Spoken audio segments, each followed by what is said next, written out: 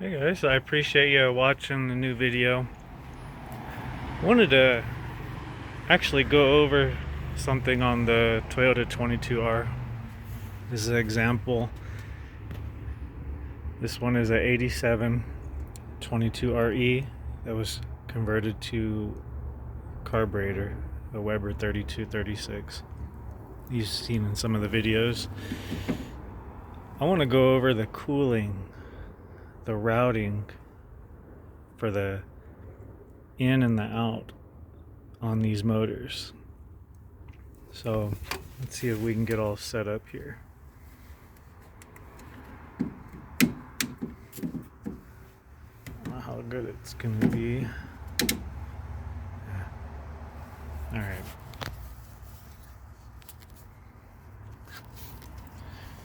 So we can probably get to it better over here.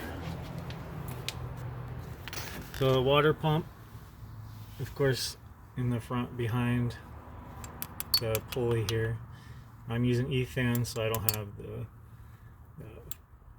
clutch fan on here. So the water actually comes down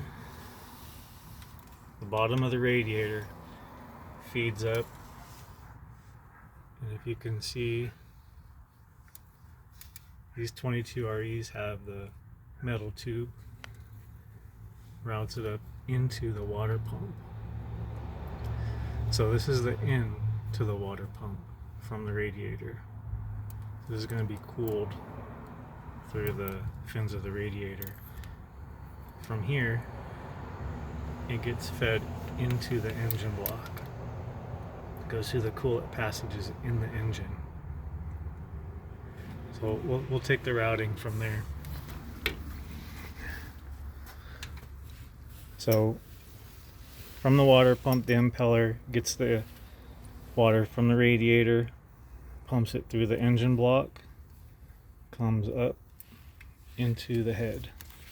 Now this is the same for the 20R and the 22R. We'll just stick to that family of R engines. So there's many routes from the head that it goes into. So the first and most important one is going to be, comes up through the thermostat. So the pressure is building behind the thermostat.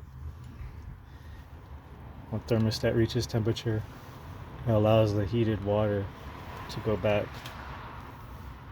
up into the radiator to cool. It regulates that.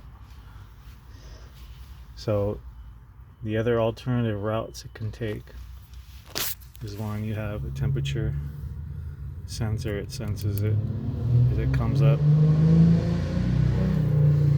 and through the other passages here on top. So you have this plug on this one's plugged off. Usually that's a later, it's another temperature sender or temperature switch. On mine, I have it blocked off down here. This will usually be another, on the later engines, this is part of the intake for the EFI. It'll go into the intake. It has its own little built-in passage that comes down and shoots back. Typically this would be for a heater. It would come up, go to the little bypass here for the core behind the firewall. So usually that's blocked off. Underneath the intake,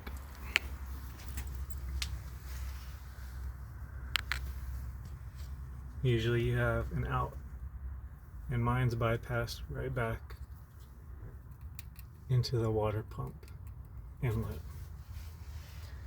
Typically this would come up, go to a choke, like a water thermostat choke for a carburetor setup,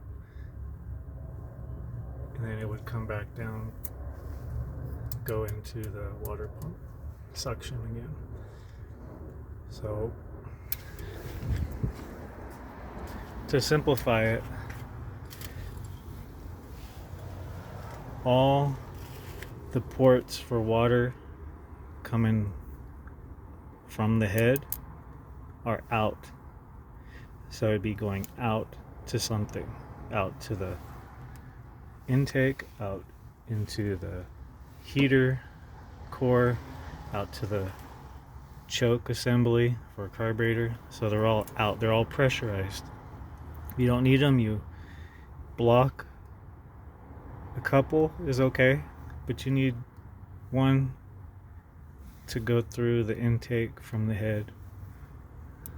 I always say get some coolant going through. Keep that way any air bubbles that get trapped, they're going right back in, going to your overflow tank or reservoir, whatever you have. So important thing is the flow. That's why in the heater core, when you have your heater off on here, it just flows it right back. See on mine it's blocked. It goes back to the suction into the back of the water pump boss on the timing cover. So those two bosses on the back, those are returns to the coolant system.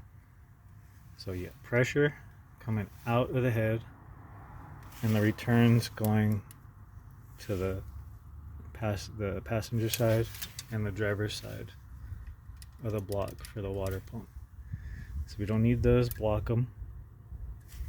I always usually have one for some kind of return system. Keeps intake warm because it gets cold here. It's good to have some airflow. So my apologies. Water flow through the intake, the head, just that way you have all the air bubbles can escape. Just seems to dry better. I just wanted to get that on video. You guys can understand it. Some of the diagrams online are confusing. If you have questions, definitely you can reply or post it on the video. That would be great. Appreciate you guys watching. Thank you much.